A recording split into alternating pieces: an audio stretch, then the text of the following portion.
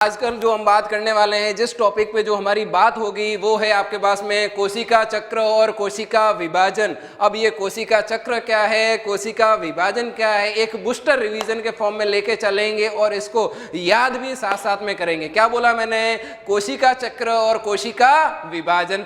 कोशिका चक्र से अगर मैं बात करूं तो कोशिका चक्र होता क्या है कि किसी भी कोशिका के जीवन चक्र के फॉर्म में जितनी घटनाएं संपन्न हो रही है वो सारी की सारी घटनाएं क्या कहलाएगी? मेनली सेल साइकिल कहलाएगी, मतलब कोशिका चक्र कहलाएगी। अब कोशिका चक्र है क्या, उसको पहले समझते हैं और उसके बाद में हम लोग बात करेंगे कोशिका विभाजन की। तो चलें बेटा जी, पहले आ जाएं आप लोग, मेनली सेल साइकिल क्या है? क्या बोला बेटा मैंने? सेल साइकिल मतलब कोशिका चक्र। किसी भी कोशिका के जीवन काल में घटित होने वाली सभी घटनाएं क्या कहलाएगी?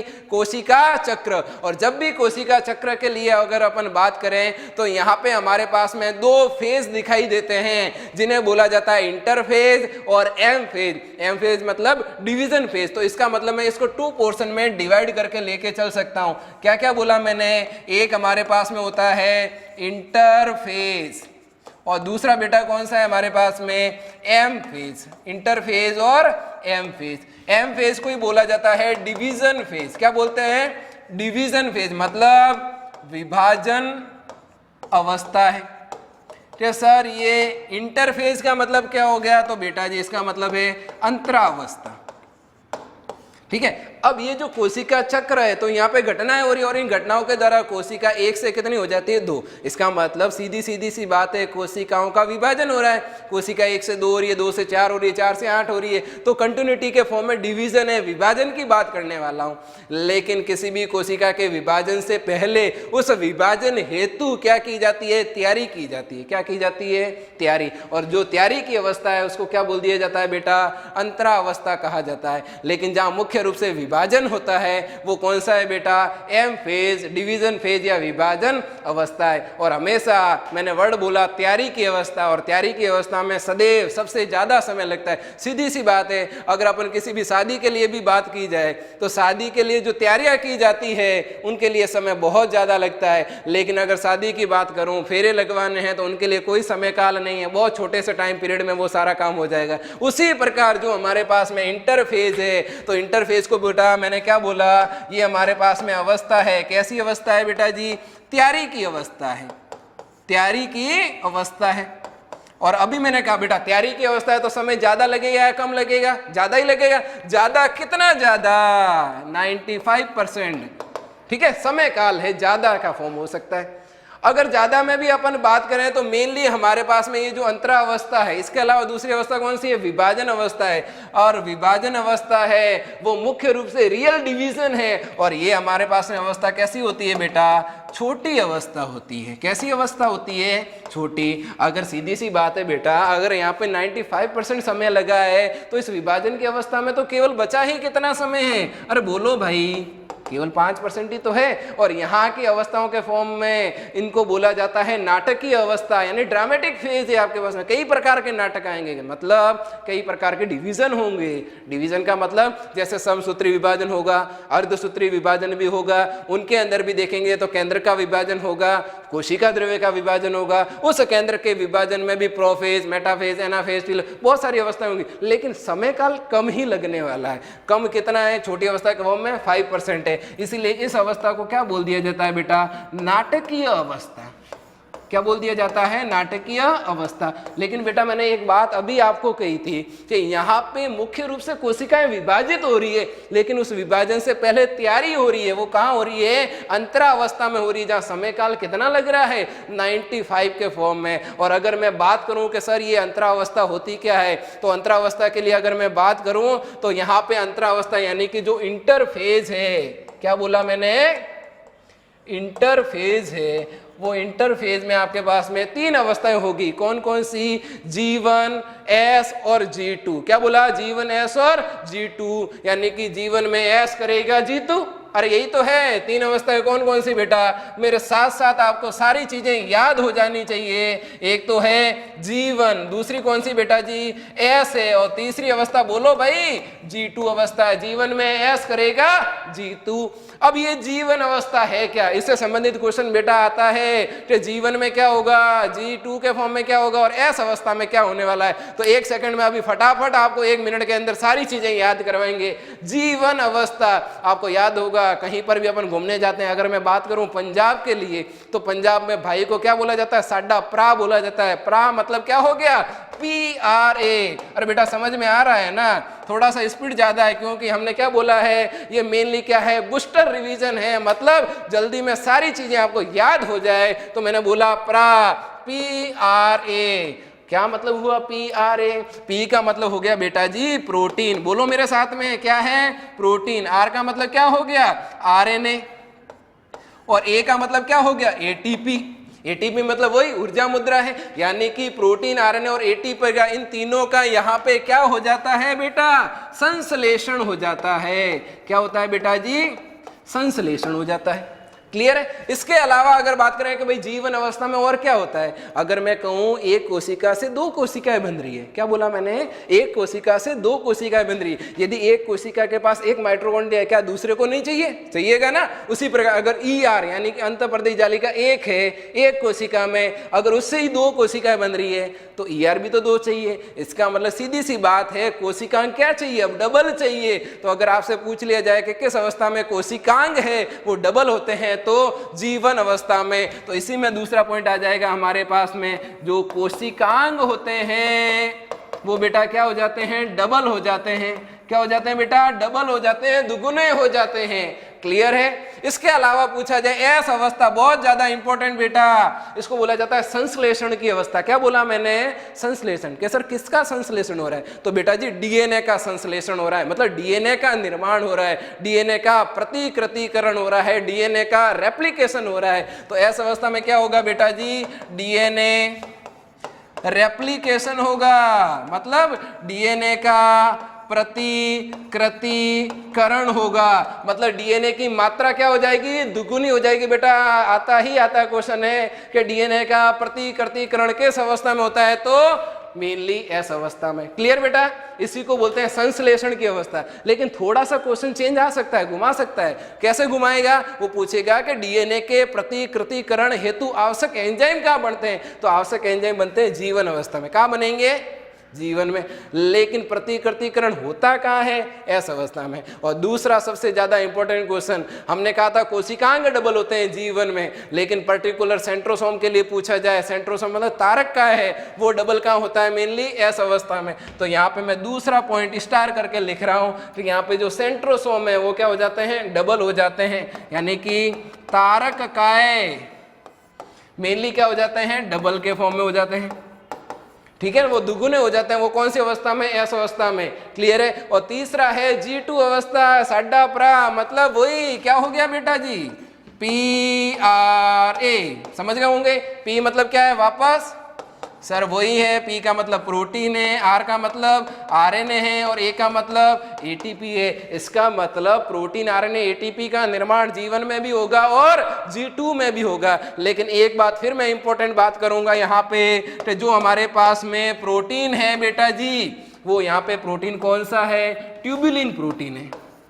कौन सा प्रोटीन बोला बेटा मैंने? Tubulin protein. और ये जो ट्यूबुलिन प्रोटीन है वो क्या करता है? तर्कु तंतु का निर्माण करता है। किसका निर्माण करता है?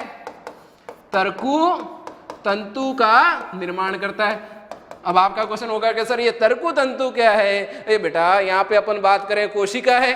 अगर कोशिका में हम देखें तो हमारे पास में गुणसूत्र तो होते हैं, वो गुणसूत्र एक प्लेट पर व्यवस्थित हो जाते हैं, जिसे बोलते हैं इक्वेटोरियल प्लेट या मिड प्लेट। उस मिड प्लेट से जो गुणसूत्र कहाँ जाते हैं? ध्रुवों की तरफ। लेकिन जब ध्रुवों की तरफ जाना है तो उनके लिए क्या चाहिए? तर्कु तंतु चाहिए। तो वो तर्कु तंतु कौन बनाएगा?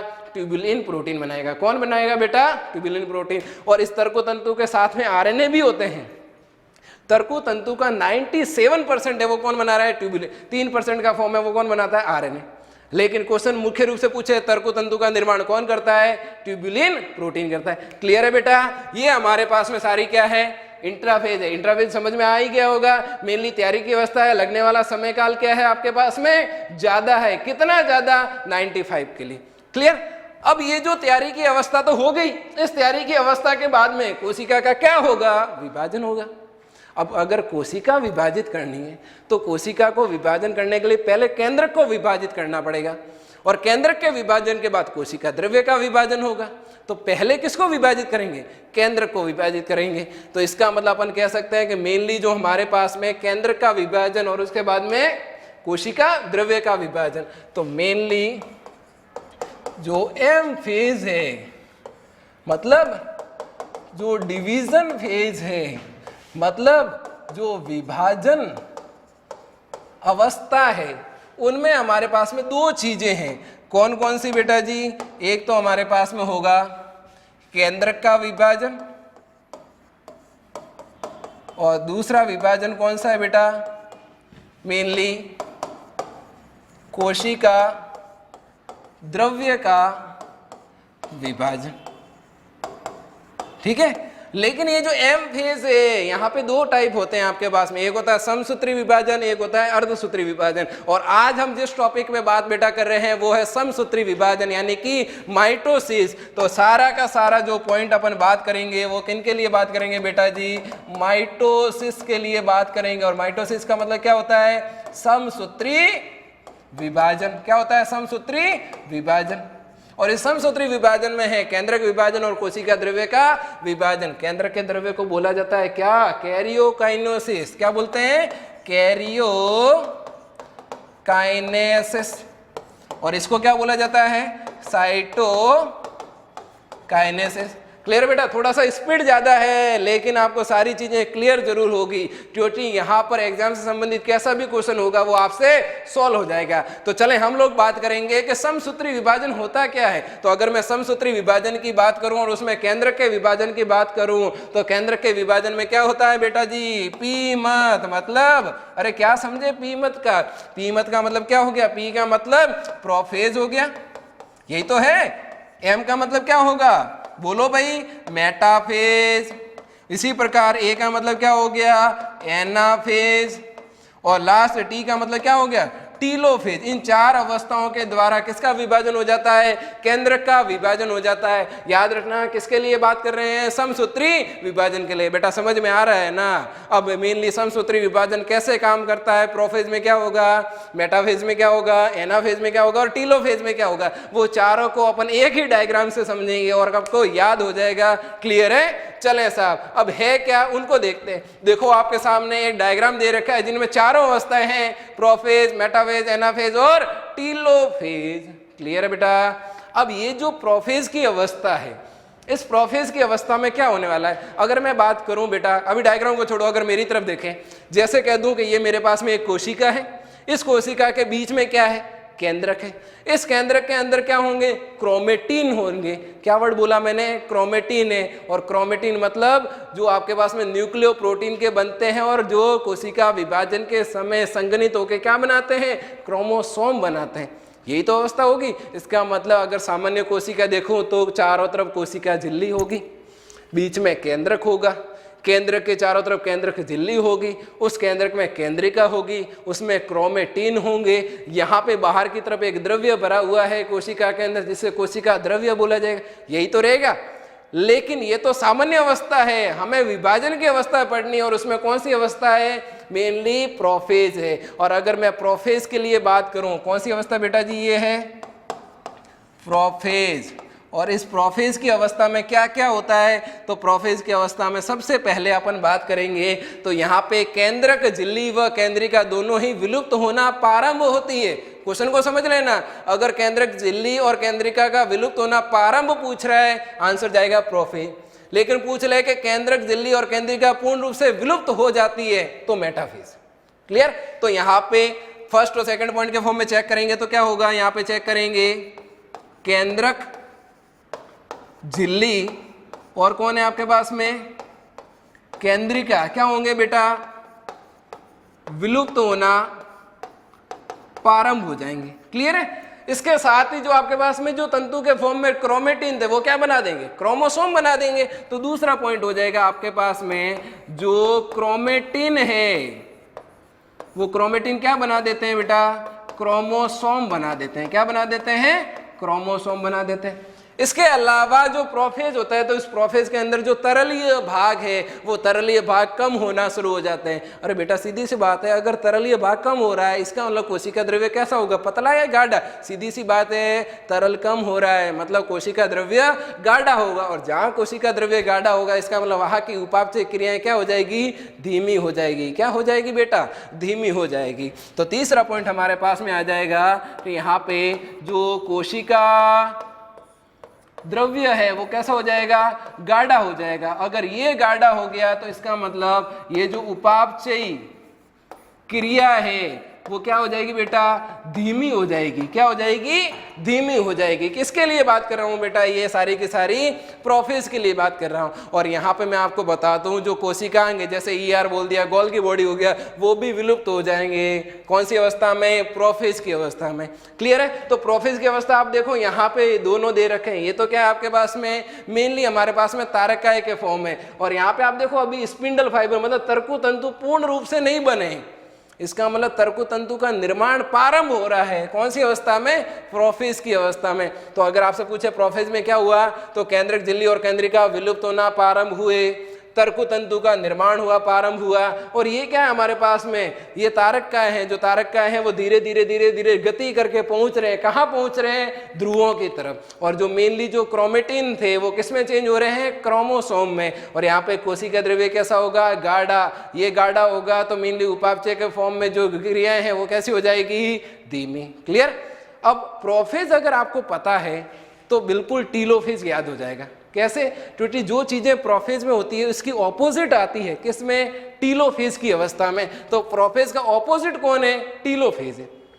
लेकिन अगर बात करें कि सर ये जो मेटाफेज है, कौन सी फेज बेटा, मेटाफेज है। इस मेटाफेज में क्या क्या हो रहा है, तो अगर मैं बात करूं मेटाफेज के लिए, तो मेटाफेज में आप देखो मेनली क्या हुआ, प्रोफेज में केंद्रक झिल्ली और केंद्रिका विलुप्त हो गए। यदि केंद्रक झिल्ली चली गई इसका मतलब जो गुणसूत्र थे वो सारे के सारे बिखर गए। किसमें बिखर गए, कोशिका द्रव्य में।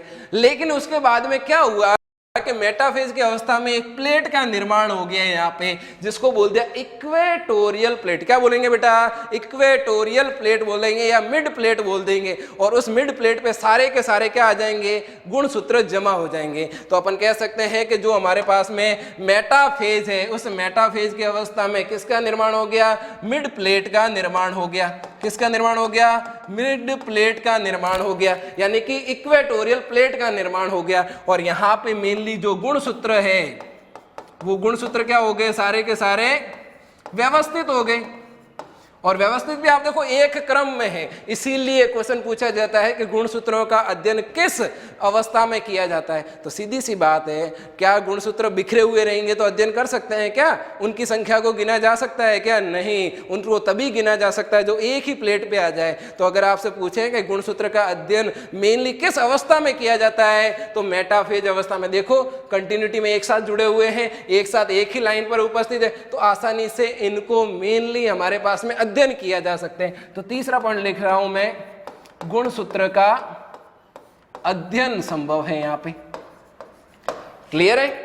कई बार पूछा जाता है कि गुणसूत्र की मॉर्फोलॉजी का अध्ययन कहाँ किया जाता है। अरे भैया कौन सी, मेटाफेज अवस्था में, तो वहीं पर भी तो व्यवस्थित है। अगर सीधी सी बात अगर मैं कह दूं, अगर सारे बच्चे क्लासरूम में नहीं है, बाहर ग्राउंड में फैले हुए हैं, क्या उनको काउंट किया जा सकता है क्या, गिना जा सकता है क्या, नहीं गिना जा सकता। उनको कब आसानी से गिना सकता है, अगर सारे के सारे क्लास में बैठे हैं, एक एक बेंच में कंटिन्यूटी के फॉर्म में बैठे हैं, तो हर बच्चे को गिना जा सकता है। इसका मतलब जब व्यवस्थित होंगे तभी गिना जा सकता है। और ये व्यवस्थित कहाँ हो रहे हैं, एक प्लेट पे हो रहे हैं, जिसे बोलेंगे मिड प्लेट का फॉर्म है, या फिर मेटाफेजिक प्लेट का फॉर्म बोलेंगे, या फिर बोलेंगे इक्वेटोरियल प्लेट है। क्लियर बेटा। तो गुणसूत्र का अध्ययन किया जा सकता है। एक चीज और याद रखना, ये जो आपके पास में मेटाफेज है, यहाँ पे दो प्रकार के तर्कु तंतु बनते हैं। कितने बोले मैंने, दो प्रकार के। सर ये दो कौन कौन से, एक का नाम है सतत और एक का नाम है असतत।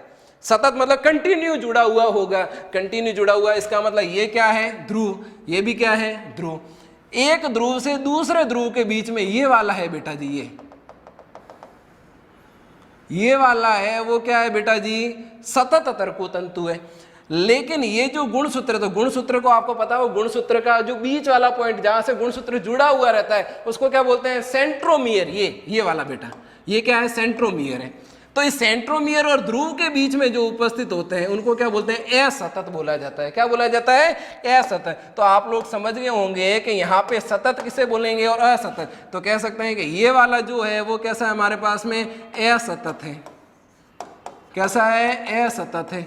और अगर मैं बात करूं मेनली हमारे पास में जो ब्लू फॉर्म में उपस्थित है वो कैसा है बेटा जी, सतत है। तो सतत कह सकते हैं पोल टू पोल, एक ध्रुव से दूसरे ध्रुव के बीच में। और उसी प्रकार अगर मैं बात करूं हमारे पास में असतत है, वो किसके बीच में होगा, पोल टू। मेनली जो गुणसूत्र जहां से जुड़े हुए रहते हैं सेंट्रोमियर, लेकिन वहां बिंदु जैसी दो संरचनाएं होती है जिसे क्या बोलते हैं, काइनेटोकोर बोला जाता है। तो मेनली हमारे पास में काइनेटोकोर के साथ में जुड़े हुए रहते हैं। लिख देता हूं मैं पूरा नाम, काइनेटोकोर।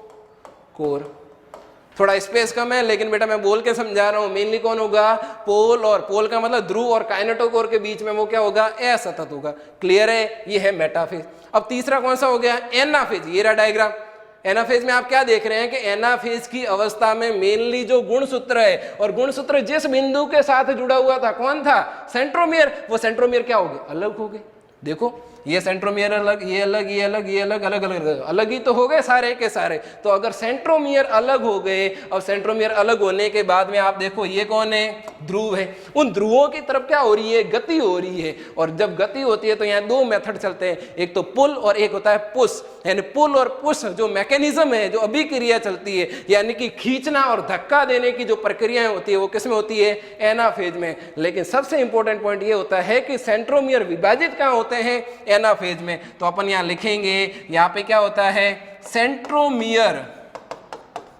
सेंट्रोमियर क्या हो जाते हैं बेटा जी, विभाजित हो जाते हैं। सेंट्रोमियर क्या हो जाते हैं, विभाजित हो जाते हैं, मतलब सेंट्रोमियर अलग हो गए। अब जब सेंट्रोमियर अलग हो गए यानी अर्ध गुणसूत्र के फॉर्म में, वो अर्ध गुणसूत्र के फॉर्म में वो गति करना प्रारंभ करते हैं। किधर, मेनली ध्रुवों की तरफ गति करते हैं। और याद रखना, आप देखो एनाफेज की अवस्था में ये जो सेंट्रोमियर है, उन सेंट्रोमियर का जो शीर्ष भाग होता है वो सदैव किसकी तरफ होगा, ध्रुव की तरफ होगा। क्लियर है। अगर आपसे पूछ लिया जाए कि सेंट्रोमियर है किस तरफ होते हैं, तो देखो सेंट्रोमियर किसकी तरफ है, ध्रुव की तरफ। और यहाँ पे जो तर्कु तंतु बनते हैं वो तीन प्रकार के, कितने, तीन। सर तीन कैसे हो गए, दो तो पहले ही थे। कौन से, सतत और असतत। सतत कौन से, जो पोल से पोल के बीच में थे। असतत कौन से थे, मेनली पोल और काइनेटोकोर के बीच में थे। तो सर ये तीसरे कौन से, जिसका नाम है इंटरजोनल। क्या नाम बोला मैंने, इंटरजोनल। और बेटा जी अगर मैं बात करूं इंटरजोनल की, बेटा समझ में आ रहा है, क्लियर है। अगर इंटरजोनल की बात करूं तो ये इंटरजोनल, इसका मतलब कह सकते हैं कि इंटरजोनल वाले किसके बीच में होते हैं, सेंट्रोमियर के बीच में। एक गुणसूत्र का सेंट्रोमियर, ये दूसरे गुणसूत्र का सेंट्रोमियर, इन दोनों सेंट्रोमियर के बीच में है, मतलब इंटरजोनल है। बेटा जी कौन सा है, इंटरजोनल है।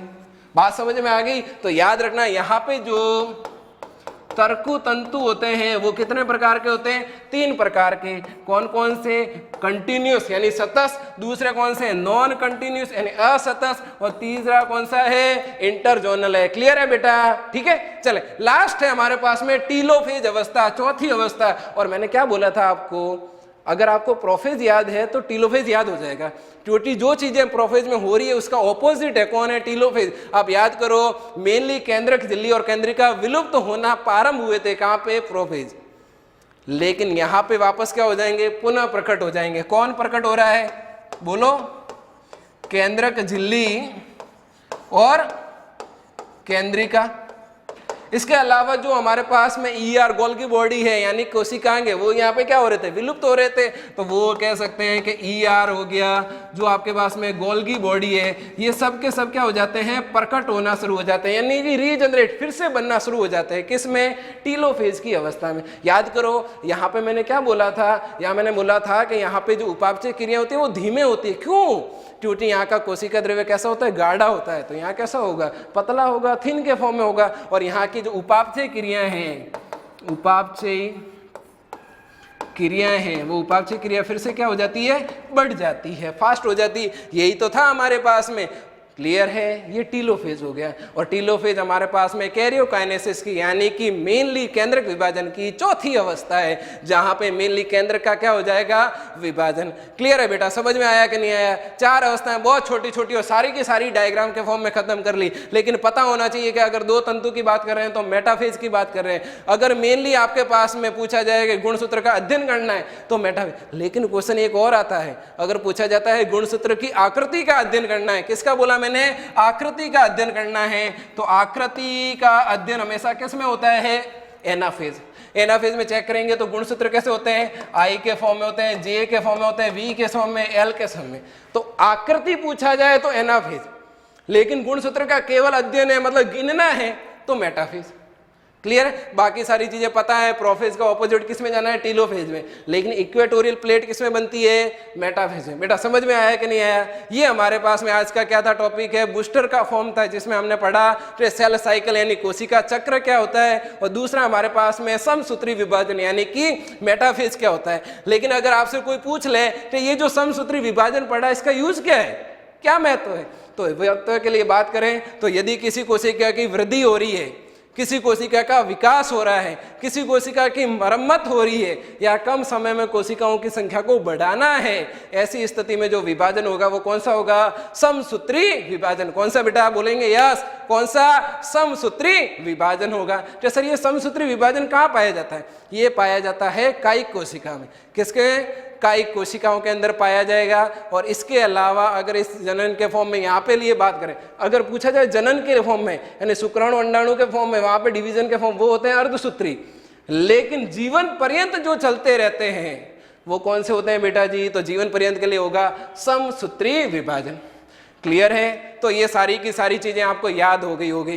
तो इसी के साथ ही ये वाला पोर्शन हमारे पास में हो गया कोशिका चक्र और समसूत्री विभाजन। बहुत छोटा सा पोर्शन है, अभी तो हमारे पास में बहुत सारी चीजें रह गई है, क्योंकि हम क्या कहते हैं, कई जीत बाकी है, कई हार बाकी है। क्या बोला मैंने, कई जीत बाकी है, कई हार बाकी है, अभी तो जिंदगी का सार बाकी है। और यहां से चले हैं, यहां से चले हैं एक मंजिल की ओर। ये तो केवल एक पन्ना था, अभी तो पूरी किताब और आपका सिलेक्शन बाकी है। क्लियर है बेटा, ओके, बेस्ट ऑफ लक।